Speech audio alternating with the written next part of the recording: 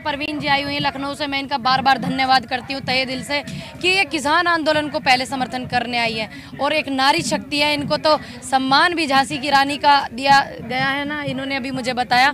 तो मैं तो बार बार इनका धन्यवाद करती हूँ कि ये हम किसानों के आंदोलन में आई अपना समर्थन करने के लिए, क्योंकि भैया रोटी खाम है। रोटी खाओ जी, ठीक, बिल्कुल रोटी खाती हैं इसलिए आई। तो ये नारी शक्ति का आपको पता है, अब नारी शक्ति का जिस भी आंदोलन में सहयोग आया करे वो तो मजबूत हो जाए 4 गुना 10 गुना, उसकी कोई सीमा नहीं होती मजबूती की, जिसमें नारी शक्ति आया करती है।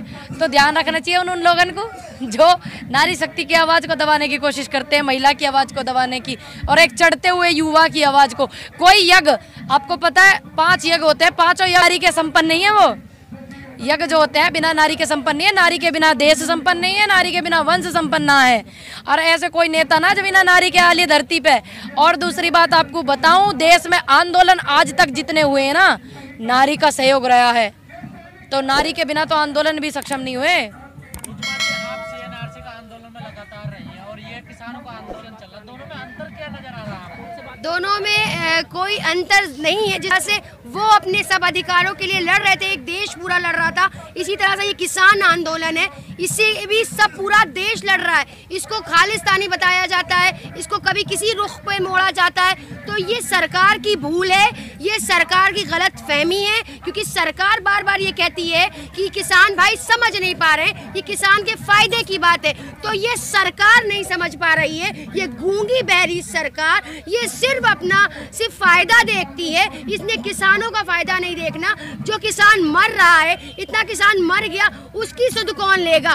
क्या आप उसका सवाल का जवाब देंगे? जो किसान मौत मतलब जिनको शहीद किया गया, जो यहाँ पे शहीद हुए हैं किसान, क्या उसका जवाब सरकार देगी या मोदी सरकार देगी? मैं ये कहना चाहती हूँ कि किसान भाइयों के सपोर्ट को पूरा देश सपोर्ट करे, पूरा भारत सपोर्ट करे। और मैं भी इस वक्त पूनम पंडित जी का सपोर्ट करने आई हूँ यहाँ पर। और हम सब महिलाओं की शक्ति एक ऐसी शक्ति है जो किसी भी सियासत की रुख को मोड़ सकती है। और जो ये आंदोलन है किसानों के भाइयों के हक में जो है, उसको भी हम ज़रूर इंशाल्लाह आगे चलकर इनको मनवाएंगे अपनी बात। और किसान के ये जो इन्होंने कानून लाए हैं, ये काला कानून, इसको वो वापस ले। हम यही अनुरोध करते हैं और यही कोशिश करते हैं कि ये इसको वापस लें। पूनम जी, आजकल सरकार के फिर से लोग जो हैं किसान आंदोलन के ऊपर एक एलिगेशन लगा रहे हैं कि यहाँ पर लोग हजार रुपए ले करके आ रहे हैं, बैठ रहे खाना पीने, और सेम एनआरसी के टाइम सुन लो मेरी बात सुन लो भैया। अरे बहुत बड़ी बात कह दी, कोई बात ना, उनके भी एक आध आदमी आ जा, मैं उन्हें हम दे देंगे।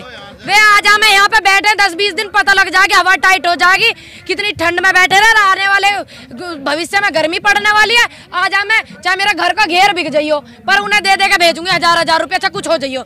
ऐसी बात करें, इनको लिहाज नहीं आती है ऐसी बात करते हुए। बैठे थे तो हम बिरयानी खा रहे थे, आज किसान बैठा है तो पिज्जा खा रहा है। यानी यूं तो जन आंदोलन चल रहा, अन्न खाने वाले का आंदोलन है, कृषि प्रधान देश है, इसको वे बदनाम कर सके हैं क्या? कोशिश पूरी कर रहे। किसानों का आंदोलन है, किसान यू आपने दिखाया नहीं, यू मीडिया जो सोशल मीडिया पर देखी नहीं उन्होंने, देखो नहीं है क्या उन्होंने?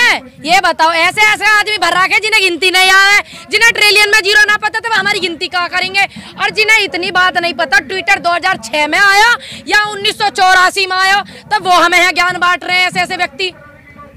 पता हो आपको 2006 में ट्विटर आया, पात्रा साहब को नहीं पता, 1984 में कह रहे ट्वीट कर देते, वे हमें ज्ञान बांट रहे। संदीप पात्रा कहते हैं कि लोग किसानों को संदीप पात्रा नाम है, आपको नाम याद नहीं है, ठीक से नाम याद कर क्या करो। हाँ बताओ का क्या मैं वे हम जो कह रहे हैं उन्हें सुनाई आ रही। हाँ मैं जरा यहाँ पे ना हवा टाइट करके भेजा यू किसान, उनकी दिख नहीं रहे, ढूंढ रहा भारत ऐसे ऐसे इनको, पत्र कहाँ छुप गए, कहाँ गायब हो गए। पेट्रोल जो है हाँ, जब तक पत्र साहब बिल्कुल कुछ ना बोलते हैं, जब उन्हें डिबेट में बैठाया जाए, बस कांग्रेस, राहुल गांधी, सोनिया गांधी, ये वो पाकिस्तान, ये सब उन पे सवाल का एक का जवाब नहीं दिया जाता। मैं तो उन्हें बहुत देखूं, हाथ से कभी है मैं 809-100 चला ले, मैं अपने चैनल पे खूब टीआरपी बढ़ेगी पात्रा साहब की। ऐसे ऐसे देखो तो सही, कितनी बड़ी सरकार में है, वो सत्ता में सरकार है, और वो कहते हैं कि 1984 में ट्वीट नहीं करा। और जितनी भी वे जिनके लिए उन्होंने बोला रियाना और उनका 89 के समथिंग जन्म है, उस पर आ रहा टीवी पे, ठीक। और जो वो गुड़िया वो 17 साल की, और ट्विटर 2006 में आया, उन्हें इतना ज्ञान नहीं है, बैठ जाए वे वहाँ डिबेट करना, चैनल वाले इनको टाइम खराब करे वे ऐसे व्यक्ति। जाके एक अपना चैनल चला ले, मैं 800-900 चला ले, मैं माने हम कपिल शर्मा जो हमारे भाई हैं कॉमेडियन जो स्टार हैं, उनसे बढ़िया हो सको आप कॉमेडियन, पर 100 चलाओ, चैनल वाले इनका टाइम खराब मत करो। आपका दिमाग खराब है तो तुम टाइम खराब करना चाह रहे हो। मेरा सवाल आपसे परवीन जी से, अमित शाह जी ने फिर से कहा है कि जो हम वैक्सीन दे रहे हैं ना, इसके बाद में CNRC लागू कर देंगे। जैसे ही वो CNRC लागू करेंगे, हम अपना आंदोलन फिर से स्टार्ट कर देंगे, फिर से एक शाहीन बाग होगा, फिर से एक घंटा घर होगा, फिर से एक प्रोटेस्ट होगा, क्योंकि ये सरकार गूंगी बहरी है, इसको सुनाई नहीं देता, इसको दिखाई नहीं देता, इसको समाज का दुख दर्द नहीं दिखाई दे रहा, क्योंकि ये हिट्टी सरकार है, अपने ईगो के आगे इसने कुछ माना नहीं है। लेकिन योगी सरकार बहुत बड़े वे हमें देशभक्ति ना सिखा में, जिन्होंने 52 साल तक अपने यहाँ पे उन्होंने झंडा तक नहीं लहरा हमारे राष्ट्र का, वे हमें राष्ट्रवाद ना सिखा में। ऐसे व्यक्ति राष्ट्रवाद ना सिखा में जिनकी चैट निकल जा फिर जांच ना होती, ऐसे व्यक्ति हमें राष्ट्रवाद ना सिखा में। दूर रहे में, हमें ज्ञान ना बांटा, ज्यादा बांट रहे हैं। CNRC के आंदोलनकारियों खुद तो जेल में चले गए थे, उन पे बड़े जो है वो लगा दिए गए हैं, केस लगा दिए गए हैं, उन पे वो घोषित कर दिए गए हैं जुर्माने। देखिए, जिस तरह से हमारे ऊपर भी बहुत सारे केस लगाए गए, इस वक्त मैं भी मुकदमों में घिरी हुई, लेकिन मेरे हौसलों में कमी नहीं आई है। हम अपने भारत देश के लिए कल भी लड़ रहे थे, आज भी लड़ रहे हैं और आगे लड़ते रहेंगे। ये जिस तरह के काले कानून ला रहे हैं, एक के बाद एक, तो इसका कहीं मांगो कहा ला के कहा दे दें, ये इनसे मांगो कहा ला में कहा मांग हम कहा रहे हैं, दे कहा रहे हैं, कहा होगा इनके दिमाग को, परमात्मा इनके दिमाग को सद्बुद्धि दे, ईश्वरी ने ज्ञान दे। मांगते हैं रोजगार, लाते हैं काले कानून, ना रोजगार आप दे नहीं पा रहे। 12 करोड़ लोग बेरोजगार, 14 करोड़ पद हो गए अब जोड़ के, मैं पूरे गिनती कर रही हूँ। रेप के मामले में फर्स्ट पे आ चुका है आपका इंडिया, आपको खबर नहीं। महिला सुरक्षा दे नहीं पा रहे, चीजें दे नहीं पा रहे, वहाँ छोड़िए दे रखी है सुरक्षा, जो हमारे देश को टूटा हुआ कैब है, जो हमारे देश को आतंकवादी, हमारे किसानों ने आतंकवादी बतावा है, वहाँ की सुरक्षा बढ़ा रहे, तुम बाकी बढ़ाओ। मुझे लग रहा है इन्हें इन फ्यूचर सिर्फ वही छोरी की जरूरत है और काई की जरूरत ही ना।